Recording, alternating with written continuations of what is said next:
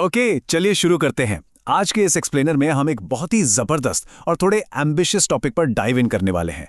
हम बात करेंगे विवेक सिंघल की उस 5 स्टेप स्ट्रैटेजी की जो सिर्फ भारी भरकम संपत्ति बनाने की बात नहीं करती, बल्कि समाज पर एक बहुत बड़ा पॉजिटिव इंपैक्ट डालने का फ्रेमवर्क भी देती है। ये सच में एक गेम चेंजर कॉन्सेप्ट है, तो चलिए इसे डिकोड करते हैं। तो इस चर्चा का जो रोड मैप है वो कुछ इस तरह दिखेगा। पहले हम 100 करोड़ के गोल को समझेंगे, फिर डिस्ट्रैक्शन और तुलना से बचने के तरीके देखेंगे। उसके बाद फोकस होगा हमारे मौजूदा संसाधनों पर, फिर स्किल्स और टीम बिल्डिंग। उसके बाद स्पिरिचुअलिटी यानी आध्यात्मिकता की पावर, और आखिर में कंक्लूजन और एक्शन प्लान। एकदम लॉजिकल फ्लो है, अंदर के माइंडसेट से शुरू होकर बाहर की बिजनेस स्ट्रैटेजीज तक। तो चलिए पहले पिलर पर आते हैं, 100 करोड़ का लक्ष्य और बड़ा सोचने की पावर।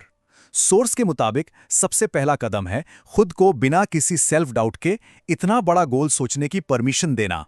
अब यहाँ जो सबसे इंटरेस्टिंग बात है ना, वो ये वॉरेन बफे का कोट है। उन्होंने कहा था कि उन्हें बचपन से कभी कोई शक ही नहीं था कि वो सुपर रिच बनेंगे। ये अनशेकेबल बिलीफ इस पॉइंट को परफेक्टली इलस्ट्रेट करता है कि अपने माइंड को बड़ी वेल्थ के लिए कंडीशन करना सबसे ज्यादा जरूरी है।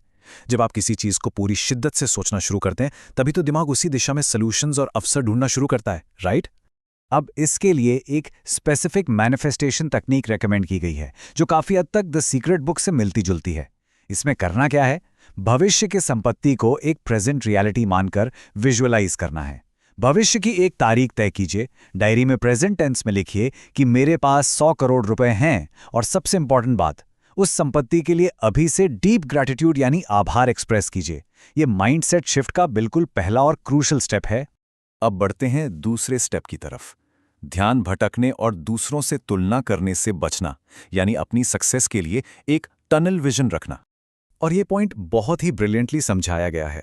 देखिए, अगर हम अपनी तुलना किसी ऐसे इंसान से करते हैं जो लैंड रोवर खरीद रहा है, तो एक्चुअली हम अपनी खुद की पोटेंशियल को लिमिट कर रहे हैं। लेकिन दूसरी तरफ अगर हम इंडिपेंडेंट थिंकिंग रखते हैं, तो पॉसिबिलिटीज की कोई लिमिट ही नहीं रहती। फिर सीधा प्राइवेट जेट या हेलीकॉप्टर का एम भी रखा जा सकता है। बेसिकली दूसरों से तुलना करने से हम खुद पर ही एक सीलिंग लगा देते हैं।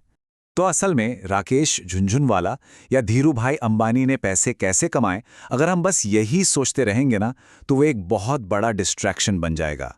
असली प्रोग्रेस तब आती है जब आप अपना ध्यान दूसरों की जिंदगी से हटाकर स्ट्रिक्टली अपने खुद के सेल्फ इंप्रूवमेंट पर लगाते हैं। एनर्जी वहां इन्वेस्ट करनी है जहां से एक्चुअली रिजल्ट मिले। तीसरा स्टेप काफी प्रैक्टिकल है, मौजूदा संसाधनों पर ध्यान दें, यानी जो हमारे पास ऑलरेडी है उसका मैक्सिमम फायदा उठाना।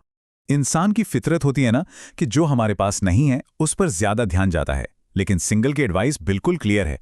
हर इंडस्ट्री में हाईली सक्सेसफुल लोग बैठे हैं, चाहे वो टेक्सटाइल हो, एफएमसीजी हो, मेडिकल फील्ड में आई स्पेशलिस्ट या न्यूरोलॉजिस्ट हो, लॉ, आर्किटेक्चर या फिर अकाउंटिंग, हर फील्ड में वैसा है। इसका सीधा सा मतलब यह है कि अगर किसी पड़ोसी ने किसी अलग बिजनेस में सफलता हासिल कर ली है, तो इसका मतलब यह बिल्कुल नहीं है कि मौजूदा करियर छोड़कर वही काम शुरू कर दिया जाए। एग्जैक्टली यही पॉइंट यहां समझना है। अगर कोई इंजीनियरिंग या फाइनेंस में है, तो संपत्ति का रास्ता एकदम से कोई नया बिजनेस शुरू करने में नहीं है, बल्कि गोल ये होना चाहिए कि उसी स्पेसिफिक फील्ड में ग्लोबली टॉप पर कैसे पहुंचा जाए। जो रिसोर्सेज आपके पास पहले से हैं, उसी सीढ़ी पर लगातार ऊपर चढ़ना ही असली रास्ता है। चलिए अब चौथे स्टेप पर आते हैं, स्किल्स और बड़ी टीम, जिसका मतलब है कंटिन्यूअस इनोवेशन। अब यहां सबसे क्रूशियल पॉइंट समझते हैं। उन कंपनीज के बीच का फर्क देखिए जो बहुत कंप्लेसेंट हो गईं और अपने प्रोडक्ट्स को टाइम के साथ अपग्रेड नहीं किया, जैसे कोडैक या नोकिया। और दूसरी तरफ एप्पल जैसी कंपनी है जो हर साल नए और इंप्रूव प्रोडक्ट्स लॉन्च करती है। So the take away is, business को लगातार इनोवेट करना ही पड़ता है, वरना मार्केट आपको पीछे छोड़ देता है। एक्सपोनेंशियल ग्रोथ के लिए यहां कुछ बहुत ही एक्शनेबल स्ट्रैटेजीज बताई गई हैं। पहला, IMA ISB जैसे इंस्टीट्यूट से एडवांस सर्टिफिकेशंस लीजिए। दूसरा, जो प्रोडक्ट्स ऑलरेडी हैं उनमें सुधार करते रहिए। और तीसरा, जो कि सबसे ज्यादा इंपॉर्टेंट है, ऐसे टीम मेंबर्स को हायर कीजिए जो फाउंडर से भी ज्यादा स्मार्ट हो। कम योग्य लोगों को रखने से पूरी ऑर्गेनाइजेशन नीचे आ जाती है, जबकि स्मार्ट लोग बिजनेस को एक अलग ही लेवल पे ले जाते हैं। चलिए अब इस एक्सप्लेनर के सबसे यूनिक और थोड़े अलग हिस्से की तरफ बढ़ते हैं, आध्यात्मिकता और मंत्रों की शक्ति, यानी एक स्पिरिचुअल शील्ड। सिंघल का ये मानना है कि एक स्ट्रॉन्ग स्पिरिचुअल फाउंडेशन के बिना पहले के चारों स्टेप्स फेल हो सकते हैं। दुनिया में जो नेगेटिव एनर्जी है, चाहे वो कॉम्पिटिटर से आए या आसपास के लोगों से, उसके खिलाफ एक स्पिरिचुअल शील्ड का होना बहुत जरूरी है। इसके लिए वो डेली 1 से 3 घंटे तक मंत्रों का जाप या ध्यान करने की सलाह देते हैं ताकि दिमाग प्रोटेक्टेड रहे। सोर्स मटेरियल में कुछ स्पेसिफिक मंत्र और उनके पर्पस भी आउटलाइन किए गए हैं, जैसे महामृत्युंजय मंत्र, जिसके बारे में कहा जाता है कि ये शरीर में एनर्जी जनरेट करता है, गायत्री मंत्र जो कामनेस और फोकस लाता है, और ओम नमः शिवाय जो लाइफ और वर्क के बीच एक ओवरऑल बैलेंस मेंटेन करने में हेल्प करता है। और इस विचार को वैलिडेट करने के लिए स्टीव जॉब्स और मार्क जुकरबर्ग जैसे ग्लोबल टेक लीडर्स का एग्जाम्पल दिया गया है। जरा सोचिए, इन दुनिया के सबसे बड़े टेक विजनरीज ने भी मॉन्यूमेंटल सक्सेस को अचीव करने के लिए इंडियन टेम्पल्स में आकर स्पिरिचुअल एनर्जी और मिरेकल्स की तलाश की थी। ये अपने आप में कितनी बड़ी बात है ना। चलिए, अब हम अपनी इस चर्चा के आखिरी हिस्से की तरफ बढ़ते हैं, निष्कर्ष और एक्शन। बेहतर समाज के लिए संपत्ति। इस पूरी स्ट्रैटेजी का जो कंक्लूजन है वो बहुत ही डीप है।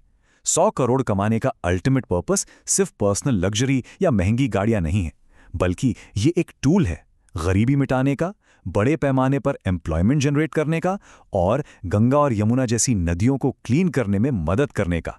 जब अपार धन सही हाथों में होता है तो पूरा समाज बेहतर बनता है। तो अब सबसे बड़ा सवाल यही छूटता है कि अपने इतने बड़े माइलस्टोन्स को अचीव करने के लिए हम अपनी अग्रेसिव बिजनेस स्किल्स और ग्राउंडिंग स्पिरिचुअल प्रैक्टिसेस के बीच में बैलेंस कैसे बनाएंगे। ये बैलेंस ढूंढना ही असल में सक्सेस की असली चाबी हो सकती है। उम्मीद है आपको इस एक्सप्लेनर से काफ़ी कुछ नया और वैल्यूएबल सीखने को मिला होगा। इस वीडियो को लाइक करें और चैनल को सब्सक्राइब करें।